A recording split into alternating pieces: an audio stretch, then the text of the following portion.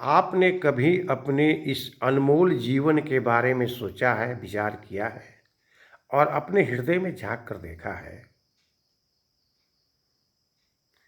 देखना अवश्य चाहिए और चिंतन करना चाहिए। मैं कहाँ से आया हूँ, क्या करने आया हूँ और क्या कर रहा हूँ, क्या करना चाहिए।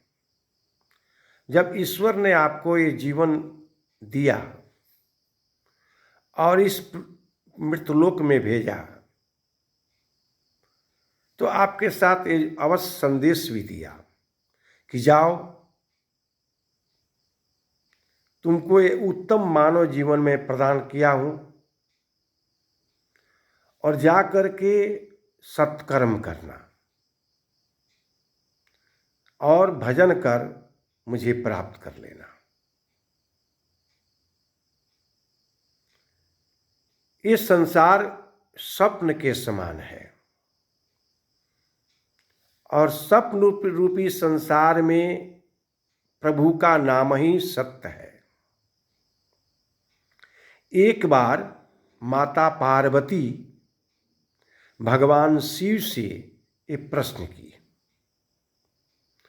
कि हे स्वामी, इस संसार में क्या सत्य और क्या असत्य है, इस संबंध में मुझे विस्तार पूर्वक से बताइए। माता पार्वती को प्रश्न को सुनकर भगवान शिव ने बहुत प्रसन्न हुए और प्रसन्न चित्त में भगवान शिव ने कहे कि हे उमा, जो मुझे अनुभव है मैं बताने जा रहा हूं। प्रभु ने क्या कहा?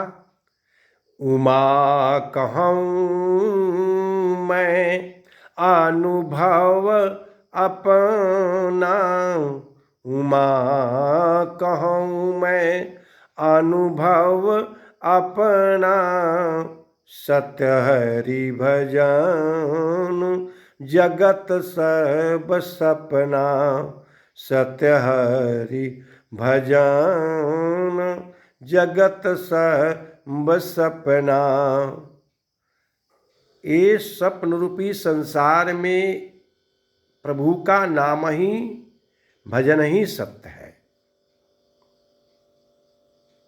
इसी शब्द को शास्त्रों में प्रमाण है कि ब्रह्म सत्यम जगन मिथ्या, ब्रह्म सत्य है। कहा कि जब विभीषण और हनुमान से मिलन हुआ, विभीषण हनुमान से जब मिलन हुआ, तब विभीषण जी भी कह दिए कि अब मोहि भरोसा हनुमंता, अब मोहि भरोसा हनुमंता, बिनु हरि कृपा मिले ही नहीं संता, बिनु हरि कृपा मिले ही नहीं संता, अब मोहि भरोसा हनुमंता। इसी मार्ग पर मतंग ऋषि के शिष्या जब मतंग ऋषि से मिलती है और संत द्वारा जो ज्ञान प्रदान किया जाता है और उस ज्ञान को ग्रहण करती है, तो उसका जीवन राममय हो गया और प्रभु का भजन में लग गई। ज्ञान हो गया, अपने हृदय में झांक कर देखी कि यह संसार स्वप्न है। इस स्वप्न रूपी संसार में भगवान का ही नाम सत्य है। यही संत का मिलन का प्रभाव है। इसलिए विभीषण ने कहा हनुमान जी से, आप ऐसे महासंत का दर्शन का उद्देश्य यही है कि प्रभु हमको दर्शन अवश्य देंगे, हमको अवश्य मिलेंगे, हम पर अवश्य कृपा का बारिश करेंगे। आज वही सौरी के साथ है।